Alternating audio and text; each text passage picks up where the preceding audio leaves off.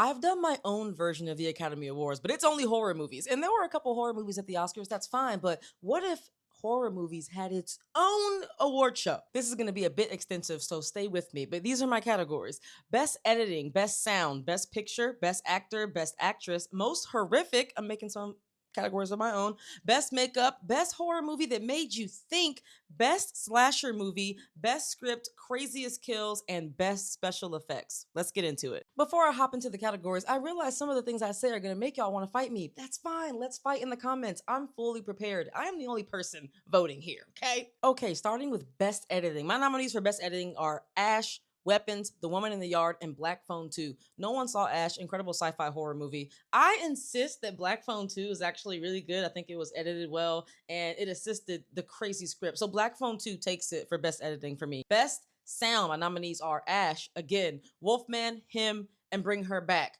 I'm gonna let Wolfman have Best Sound. I think any movie that's working with like animal, beast, creature, transforming situation, I think Wolfman did a good job. Did anybody like that movie? No, nobody liked that movie. Next category is Best Makeup, and this was a little tough for me, but my nominees for Best Makeup are Bring Her Back, 28 Years Later, Weapons, and Together.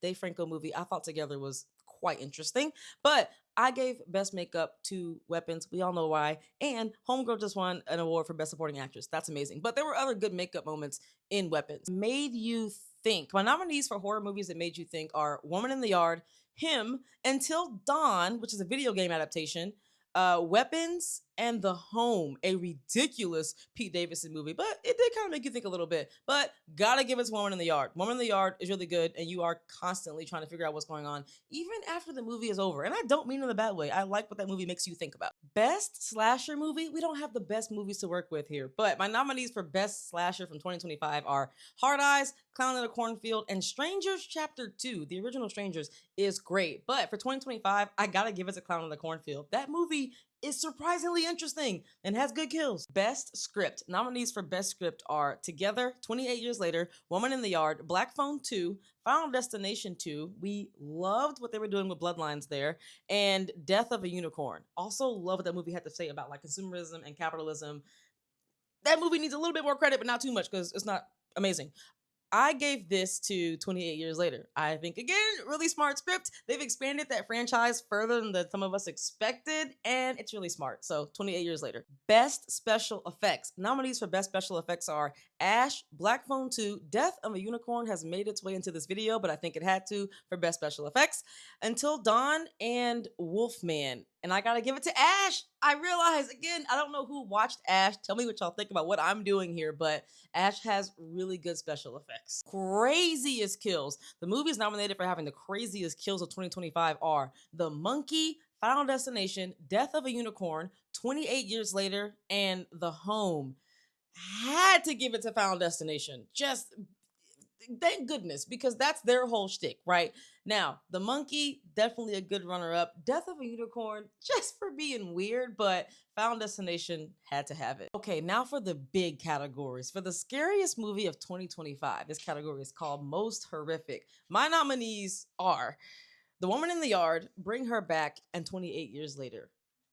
I think Bring Her Back takes the cake on this. That was the creepiest, most disturbing, scariest movie I saw in the theaters in 2025. I do think it's important to see some of these movies in the theater to get the full effect of what some of them are doing. Bring Her Back, gotta have it. Best Actor in a Horror Movie. Nominees for Best Actor are Ethan Hawke from Black Phone 2, Ralph Fiennes in 28 Years Later, David Johnson from The Long Walk. I hated that movie, but David Johnson can act his ass off, and Marlon Wayans in Him.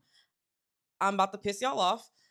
I gave this to Ethan Hawke from Black Phone 2. I think Ethan Hawke is really good in those movies. I think he is outside of himself. He is being really disturbing, really creepy, and he also like has to play this otherworldly kind of role. I gave it to Ethan Hawke. Now for Best Actress in a Horror Movie, there's only a couple nominees here. Sally Hawkins from Bring Her Back and Danielle Deadwyler, Woman in the Yard.